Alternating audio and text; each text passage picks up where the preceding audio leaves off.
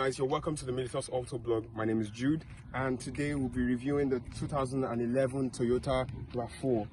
So taking a look at this car, it comes in a bright and appealing red, and it also has the sport badge up here. So this is the sports version of this particular Toyota. As you can see, we had some upgrades from the wheels, and come over here to the back. Looking at the back, they deleted, having the tires out there, so this is a very nice Toyota. So speaking about the interior, this car is a very practical car and it's obviously very spacious.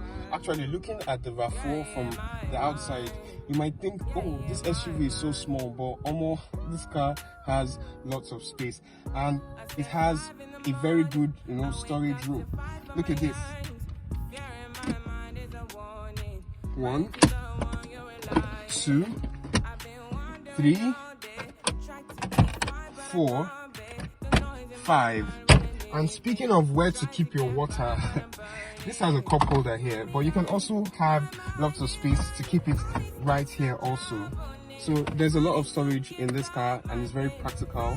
And although speaking about the seats, it's not something that you find in a very luxury car, but it does the job, and the sitting position is so nice. You can see ahead of the car and all. Legroom in this car, it's very practical. Like I always said, you can put your kids in it and you can go actually anywhere.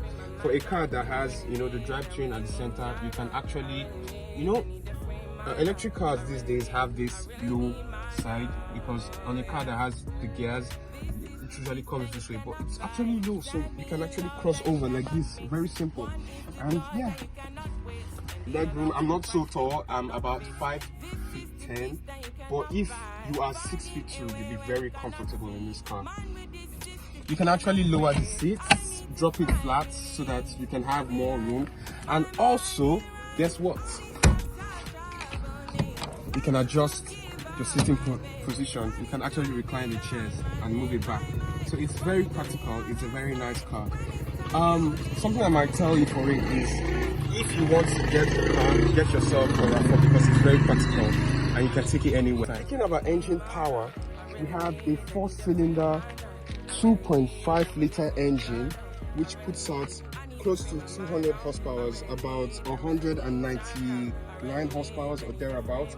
This is very nice, meaning that it's a straight line engine, so the pistons are arranged in a straight line, for those of you who might not know, and it is very economical.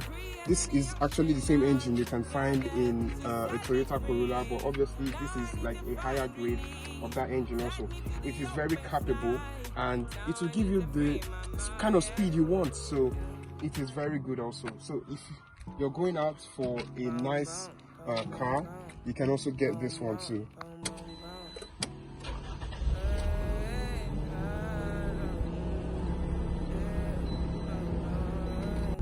Alright, so driving the RAV4, and this is a bumpy road. The suspension and everything just synergizes together, although it's not like the best, and cushiony ride, but it just does the job so well. The car is minimalist and it's so capable. You can drive it basically anywhere. You can take it off-roading too.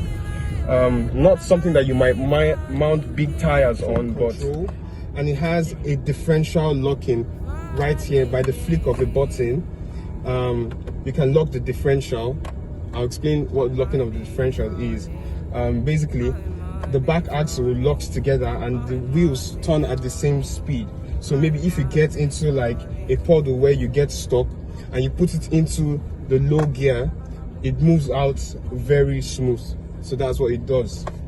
Like I said, the RAV4 is capable, and going off-roading, it does everything so perfectly and smooth. Also for like a daily driver, it's very good. For Nigerian roads too, it will take the heat of the roads, and coupled up with the fact that it's very economical. It's a very nice car. Alright, so speaking about power, well, there's a lot I can say about this car. The steering is stiff, suspension is stiff when it gets to a particular, kilometer you're running. And one thing I noticed about the car is that the stability control, the traction, it goes off at 40 kilometers per hour. So it's on right now. Traction control is actually off, but when you launch it, it just goes off for you to have, you know, that, you know, power that you're seeking for, and it channels it to the road too. Torque on this car is so nice. Like, it goes when you send it. Apart from, you know, the horsepower, sending the car from 0 to 60 is also nice too.